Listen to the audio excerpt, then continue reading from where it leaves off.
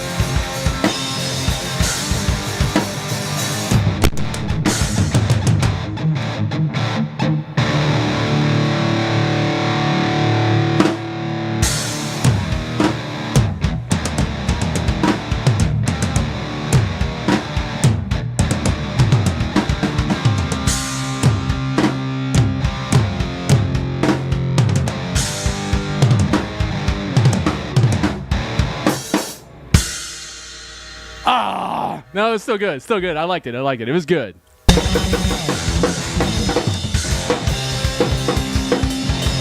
how are we doing today? How are we doing, guys? My name is Dylan. That's Austin. And of course, we are Theseus Live, and obviously, we play garbage music. We're Theseus live, but we don't do well live. Not improv live. Or TikTok live. We don't do TikTok. We don't do well TikTok live either. Today, we got suspended twice in less than 30 minutes on TikTok. Yep, suspended till the 16th now. We got banned once, got reapproved on an appeal, and then got banned again, and now we have to wait till the 16th. Sorry, TikTok. We did not mean to. I'm sorry. One word out of line, and you're just like, oh, it's all over. I didn't think it would be. But how you been, man? What are we doing today? What have you been going through? Well, as a musician, I was told separate your drumming stuff from your personal stuff. So I decided to make a business. Yeah, got my drumming business. And today was the day that we had to do taxes for that. And doing that as like a music business is weird. Why? Because apparently the LLC is personal. It's a personal LLC that's completely different from a regular LLC. Apparently there's a whole bunch of different branches of LLC, but yeah. That's interesting. So I guess she's like she was charging you for taxes on yourself and the LLC at the same time. Same income. Yeah, which I was not expecting. Yeah, that is weird. But for all musicians that want to build an LLC for yourself to do that, it gets a little weird. But I don't advise you. Well, I advise you to do it rather than not, I guess. I think in the end. I mean, it's definitely saving you money. 100%. Because, good Lord, if you had to pay taxes on your income now because you couldn't write anything off, you would have had not that much, probably like $1,000, $1,500, but amongst what you made, that's a lot. And amongst what you have, that's a lot. Also, paid drummer. Successful career choice. Made the lowest amount of money I've ever had in my life. Okay, if you guys want to know, we could bleep this out, but if you want to know how much you made, it is the lowest tax bracket. Hell yeah. I've never even. Hey, but I got paid to play. You did. I made more personally playing drums this year than some bands have ever made. That's very true. I mean, I'll take it. as far as Illustrator, I mean, we didn't make any money off of it. It was just a bunch of fun. Yeah. Of course, we wanted to go play and everything like that, but I didn't get to. But that's okay. Other than that, I also had to pay taxes, and it sucked. So taxes suck. And that's it. Thank you, government. Stop taking money from me. I agree. I have been in an absolute battle. You guys don't see this, and you'll probably hear it, though. I've been in an absolute battle with my Behringer X32 rack system. I just want to be able to... I want to be able to... And if you guys even know how to do this, tell me. But I want to be able to record his drum set, his microphone, my microphone, and my guitar all at the same time. But I also want to use it as an interface.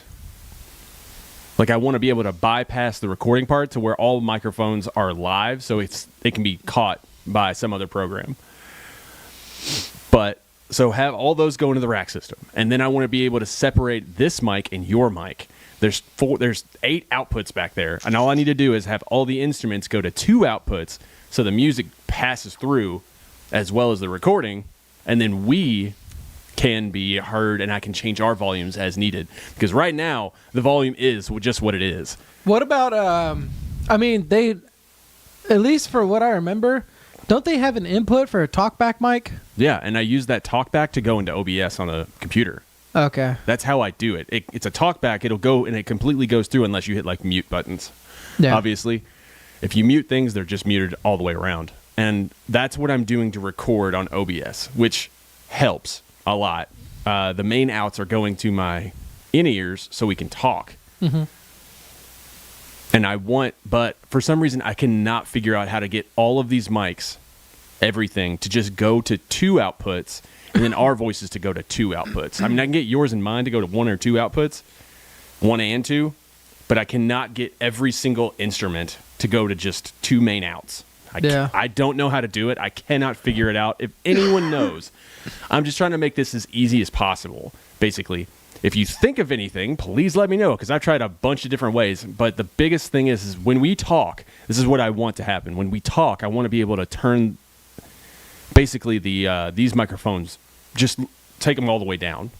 Almost like they're gated, but like take them all the way down to nothing. And then I can have them separately so I can make them sound better later, and I could denoise it if there's noise. That's the biggest thing. I'm running into noise. I think right now, because of the microphones that you chose this time, I don't have any noise. I think these are all non-powered microphones. Yep. But, yeah, it's been a battle. The Axe FX3 is very complicated. Oh, I'm sure. Good God. It is so complicated, and I don't know how to make shit sound good.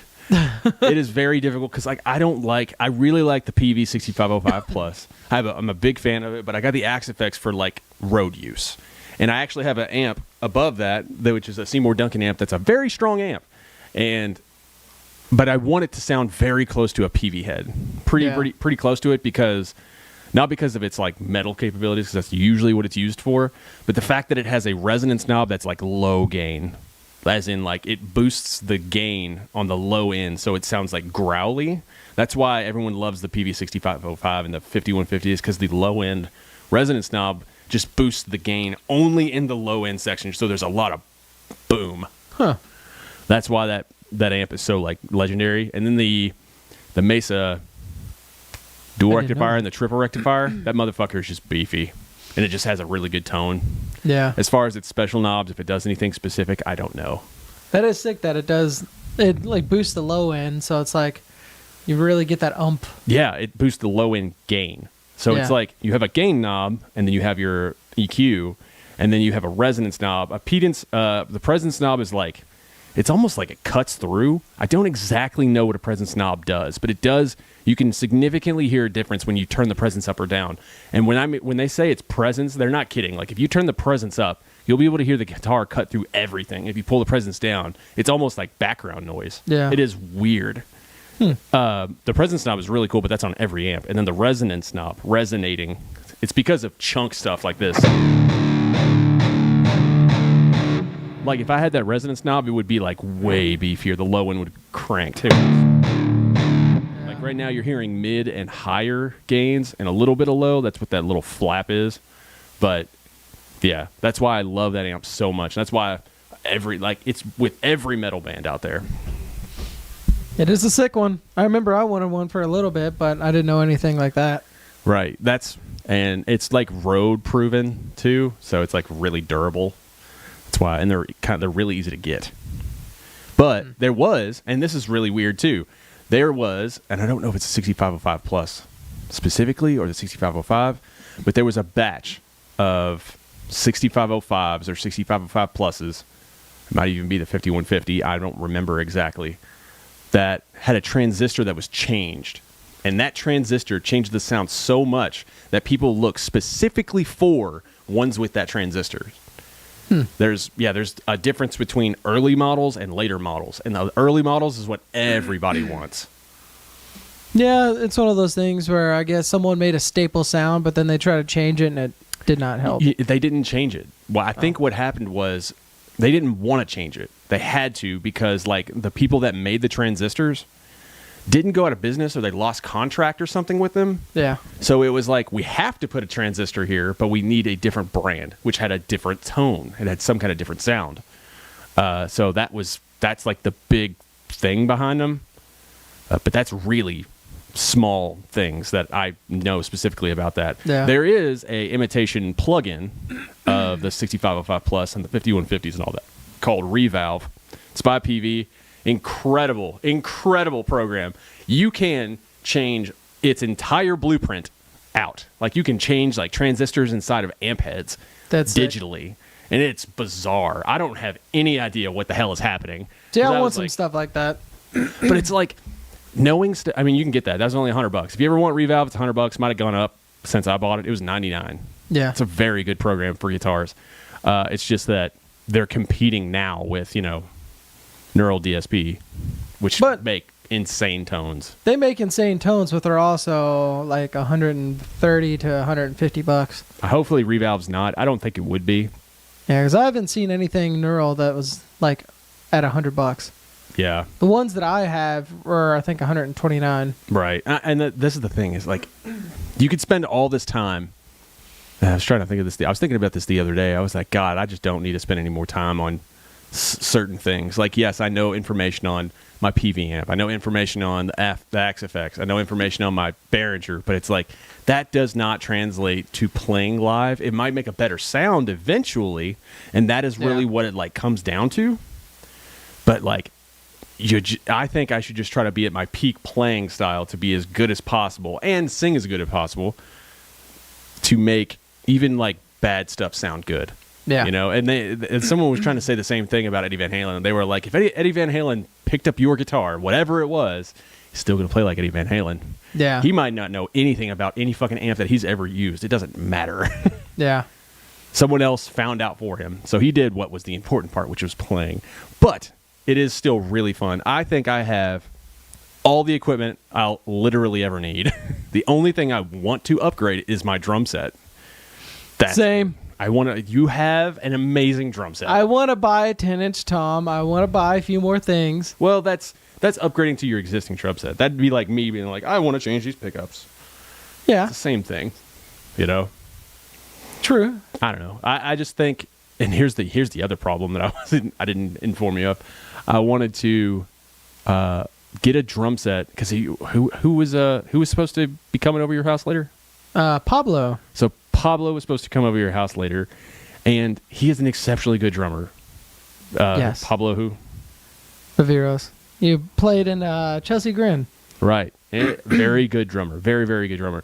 And if we had him over for our podcast, I would be very upset if this was here as a drum set for him. Oh, I was already thinking that I would have my drum set over here.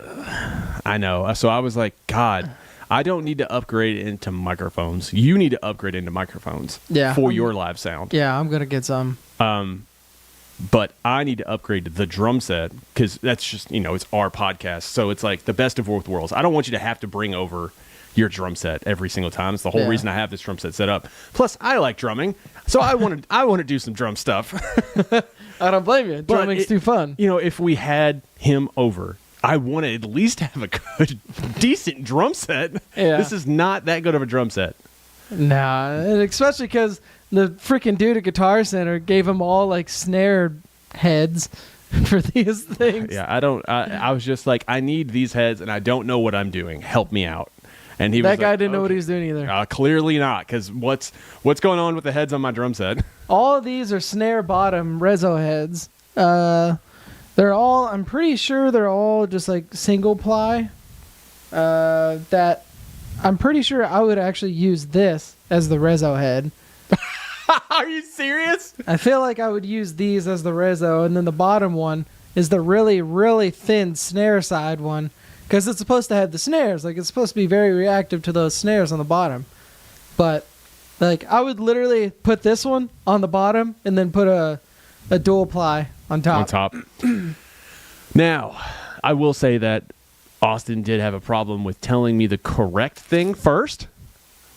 He gave me the Don't wrong. push this on me. Push it on that guitar You center. gave me It's the Guitar Center No, guy. you gave me the wrong head names. He was like, I'm pretty sure I use ambassador heads, and you don't. You don't use any ambassador heads. He's like, I use ambassador heads, by the way. Oh, yeah, and I have a guy at Guitar Center who doesn't know what the fuck he's doing. So he's going to give you all these shit heads, and I spent like $180. Sucks to suck. No, but I got them for you. They are better than what you had, but Yeah, for sure. they still could be a lot better. I just want them to sound. I want a bad drum set to sound good. And I would bring over. I mean, I have. I would say that the bass drum head and the bass drum both sides are actually correct. I think you use Yeah. power strokes. Yeah, this is all good, but I do have. I think an extra 12 that I could use. Maybe not a 14 on here, but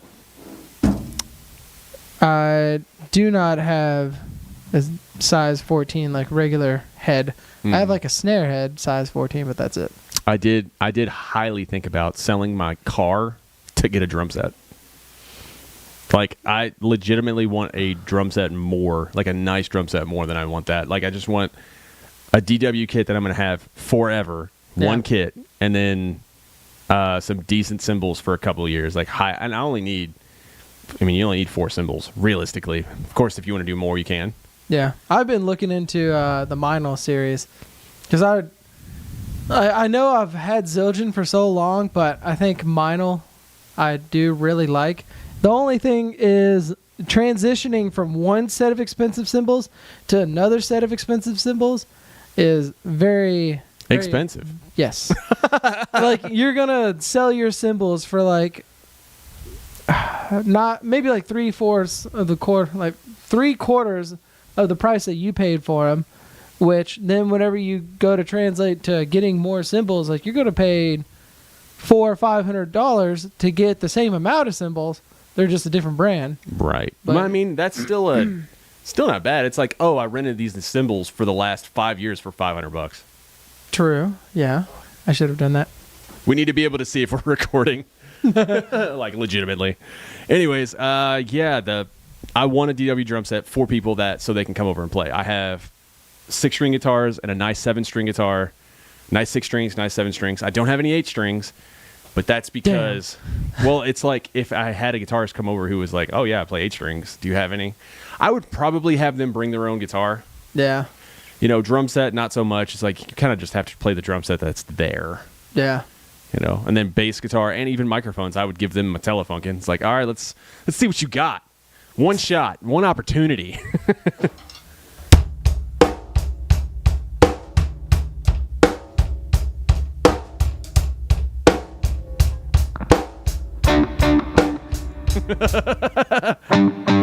It should be 7 and 9. Oh, no, okay, never mind.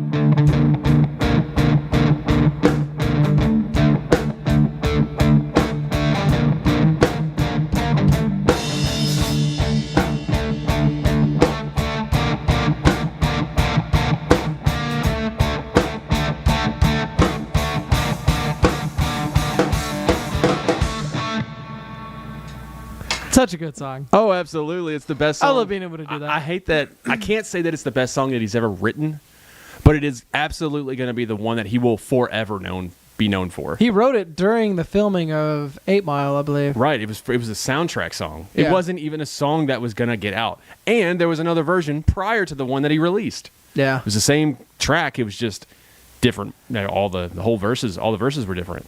Ah, it's such a good song. Which is crazy. Such an iconic song. I love it. It does remind me a lot of the childhood because like I'd go to like Louisville Bats baseball games and that's like played 20 times every time. And then they have to pay him for the amount of people at the stadium for playing that song. God, What? he's made so much. Okay, you got to explain that. So if they play it, they have to pay whatever their attendance was in like streams. I don't think it's exactly attendance. I think it is because it could be attendance, but it is like not attendance. But it like it's the way that UFC. It's similar to the way the UFC charges for like bars. It's square footage. So like square footage, the bigger the bar doesn't mean you can hold more people. But if you want to play UFC fights, it's like square footage of the bar or max capacity. Yeah. And you have to charge max capacity for each fight. Like you can't. That's the reason why you go to a bar and you never see UFC games or UFC fights. So how much you think he makes off of like a 2,000, 3,000 cap place? You think that's like? Oh, Do you think they have to pay like what, $200, $300, $400? Well, it's like I would assume per stream. That's one stream per person, and they have to report that to BMI. The only reason I know they have to report that is because my vocal teacher owned a bar, and the reason why he always had to pay BMI every year. Yeah. Which is insane. I guess if you get caught, it's really bad. So he was completely legitimate. Instead of just playing whatever was on a cell phone, he would play, I don't know, maybe a list of selected tracks and then pay BMI to be able to put those in as plays for that track and that track and that track and that track. Which how do you keep track of how many times a song plays? I don't know. If you're just working and you're not realizing it, like, oh, here comes Eminem again, mark it down. Yeah, I don't know, man. Yeah, I truly don't know. Like, how could they keep track? There's probably been millions of dollars worth of plays never recorded.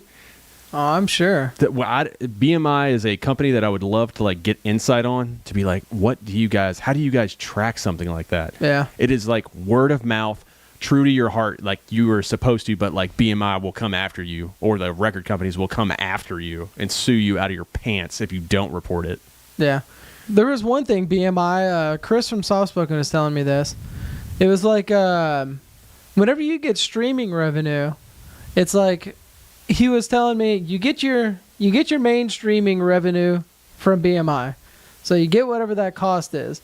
But that's like matched with something else that you have to sign up for, or like you have to sign in, or like you have to make an account with, something like that. And it's basically like a matched price with what you're getting paid through your streams.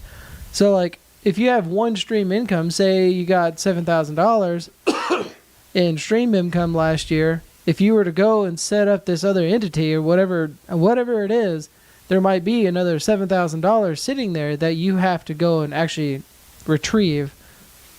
But I don't really know exactly how that works. I've never seen it. I was just told that. I would love to know. I would really love to be able to talk to either one of the employees from BMI. And who was the other? Isn't there two entities that collect all the revenue for everyone? I mean, there's like publishing and stuff like that. I don't know. There's distributions like TuneCore. Is it TuneCore? Yeah. And those are distributions. And then publishing is, I don't know exactly what publishing is. A publishing deal it's beyond us because we haven't been there. But BMI is the most confusing because that's like where they collect the money. That is the people that collect the money. And I get really confused because I'm assuming they're taking a certain percentage of your revenue, and that's how they're making revenue. See, and Chris from Softspoken, every time we played a Softspoken show, he would get the amount of people that was at the show and then say, hey, we played this song, this song, this song, and this song, and this many people heard it. So he gets paid from doing that. Which is bizarre to me. It is bizarre because it's literally you're getting paid out of nothing. So like There's essentially nothing coming in. It's just like you're making up a magic number. Yeah. So essentially, like people like that Jelly Roll 70,000 people show, he could say, "Hey, I played this, and this," and all of a sudden he's got 4 million streams because he played like 10 shows. He played well, not even 10 shows, but like let's say playing to 70,000 people. And he played his whole catalog. Yeah. So he's getting like 70,000, 140,000.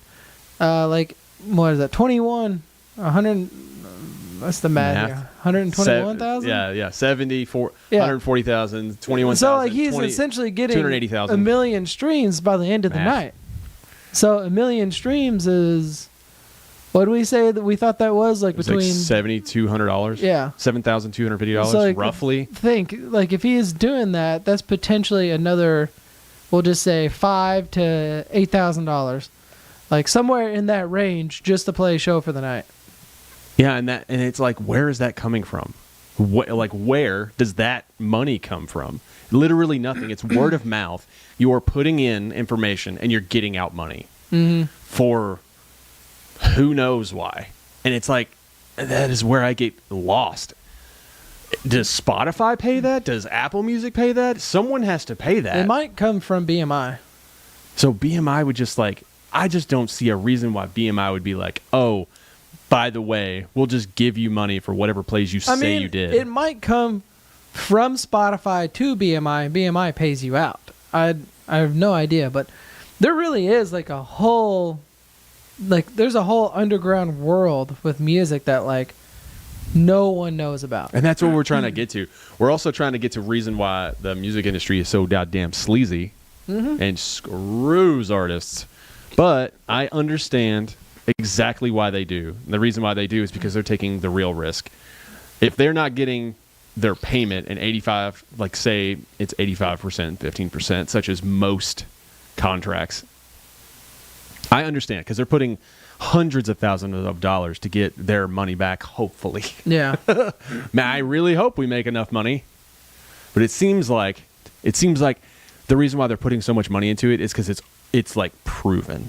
It is foolproof proven. I think anyone can get big if you throw, well, not anyone, but like if you're decent, like if you're good at what you do and like you can make good music, literally all you need is the money back behind you to make you appear. And apparently, and not only that, most of the contracts make the artist liable for the money that they've spent. So regardless of how much money the company spends, they will absolutely get it back.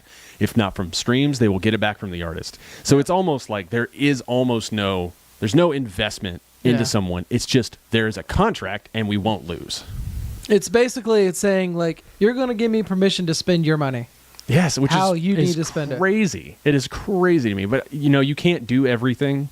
But that's what your manager's kind of for. It's like, okay, the artist should, which is the artist is a thing that Prince was upset by. That's why he lost his name. That's why he called himself the artist at one point.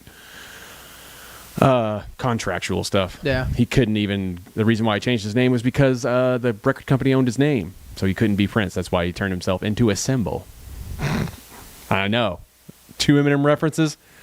I know we're on fire, but it really was that was the reason, because he was not Prince anymore. He was like, I'm out of this contract. You have the rights to my name is what it is. I don't want it. I don't want it anymore. I just want my music. Stop taking my music. Yeah.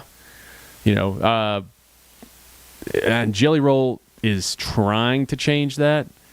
It's really odd because he says that he's trying to change it. And then apparently there's like a distribution deal or a publishing deal. Publishing deals are different than normal deals. Yeah. Apparently it's the other way around where you pay publisher 15% and you keep 85%.